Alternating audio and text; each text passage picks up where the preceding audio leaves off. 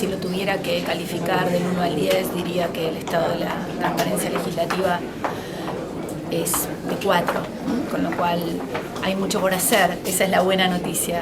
Limitado, porque en la Argentina ha habido un problema grave de aplicación de mayorías. Es muy difícil sostener el disenso con la aplicación permanente de las mayorías. Toda la información de temas que están en discusión y como iniciativas legislativas están colgadas en una página web que está al acceso de toda la ciudadanía.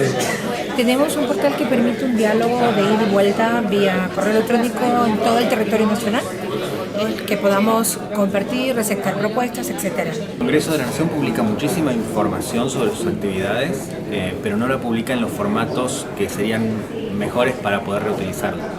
No utilizan datos abiertos y falta alguna información que sería muy útil. En realidad creo que el Congreso debería dar muchas más explicaciones, y no porque las cosas se hagan mal solamente, sino porque el ciudadano común no tiene idea de lo que pasa acá adentro. La verdad es que hay un montón de mecanismos que están previstos y que no se utilizan.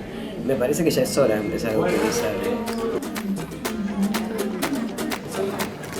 Las ONG tenemos que seguir luchando, tenemos que estar presentes, hay que participar, hay que estar en nuestros lugares.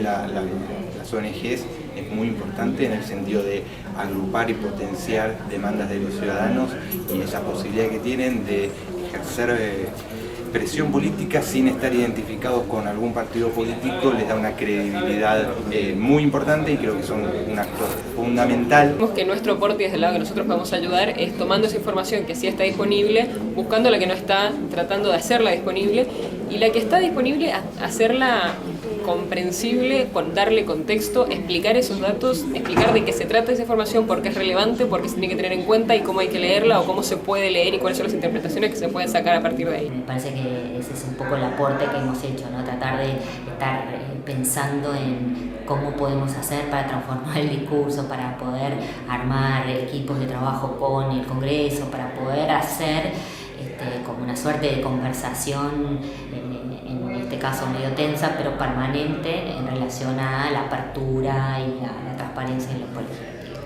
Los ciudadanos organizados deben de alguna forma presionar a aquellos que nos representan para que sean cada día más transparentes y podamos trabajar de una forma conjunta con ellos para mejorar este tema. Creo que tienen que participar en las comisiones, exigir, participar es su derecho, y eso puede mejorar justamente la discusión y transparentar la discusión, ¿no?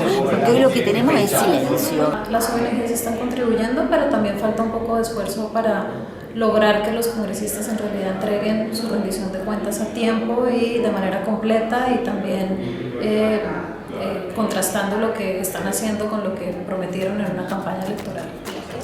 Para un Congreso transparente yo me comprometo a tener una actividad legislativa transparente, esto es, comunicar todo lo que hago por obligación y que es tener el despacho abierto. A votar y a mejorar todas las leyes que sirvan para abrir y para tener mucha más transparencia.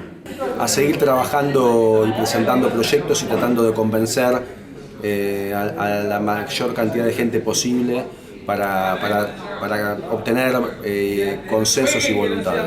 Desde mi punto de vista, trato de hacerlo a través de las redes sociales. Tratamos de mejorar la calidad de la información entre los políticos y los periodistas. Hablar más del tema, generar más debate, generar este tipo de iniciativas que está generando el directorio legislativo. Estamos trabajando, por ejemplo, en fortalecer el rol de los organismos de control que reportan al Congreso. Es por eso lo que siempre hacemos, y es disponibilidad no solo para escucharnos, sino para juntos y juntas encontrar una salida en la que todos ganemos. Yo me comprometo a seguir siendo una vocera de todo lo que falta, también resaltar lo bueno que se hizo. Mi compromiso es en no callar.